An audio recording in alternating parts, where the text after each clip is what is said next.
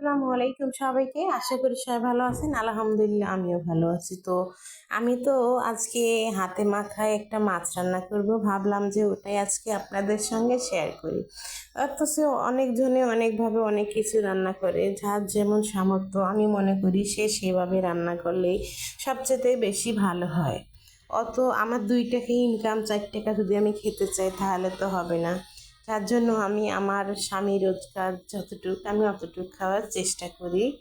যার কারণে আজকে আমি দেখুন শুক্রবার সকালবেলায় আজকে আমার দুপুরের রান্নাটা কি রান্না করতেছি, মাছ। হয়তো অনেকজনে মুরগি খাবে, গরু খাবে। আসলে এখন বর্ষাকাল, বৃষ্টির সিজন, খিচুড়ি খাবে গোস্ত দিয়ে। তো আমাদের ওইসব কিছুই নেই। তো আমার কাছে মাছ ছিল, তাই ভাবলাম মাছটা আমি আজকে ভুনা করে ফেলি। তো হাতে মেখে ভুনা করি, সবার ভালো লাগবে ঘরের। আর মাছটা তো বড় ছিল, এই জন্য ভাবলাম ছেলে মেয়েরা হয়তো খেতে পারবে। যার জন্য আজকে আমি মাছ রান্না করতেছি। তো মাছটা আমি কী কী দিয়ে রান্না করতেছি ওটাই আপনাদের সঙ্গে শেয়ার করলাম। আসলে এখানে তেমন কিছুই ব্যবহার করিনি, আমি একদম হাতে মেখে বাঙালিদের মতোই রান্না করব। আসলে এইভাবে রান্না গ্রাম দেশের মানুষরাই বেশি করে।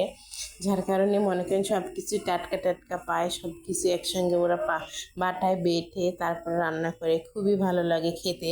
আর আমরা এই ধরনের খাবারও খেয়েছি ছোটোবেলায়, যখন মার কাছে ছিলাম তখন আমরা এই ধরনের খাবার খেতাম, খুবই ভালো লাগতো।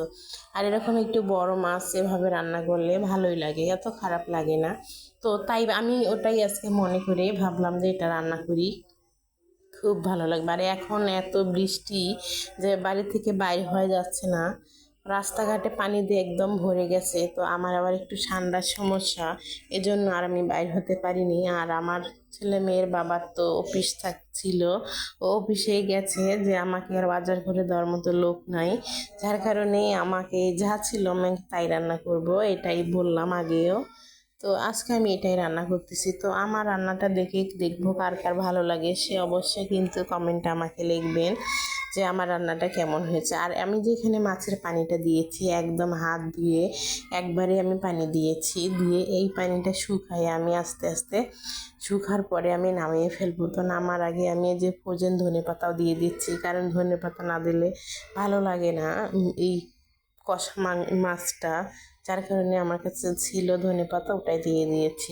তো আমি গুঁড়ো মশলাও কিছু দিয়ে দেব, তো ভাবলাম ধনেপাতাটাও দিই, ভালো লাগবে। যার কারণে এটা দেওয়া। তো আপনারা যদি না চান তাহলে দিবেন না, কোনো সমস্যা নেই।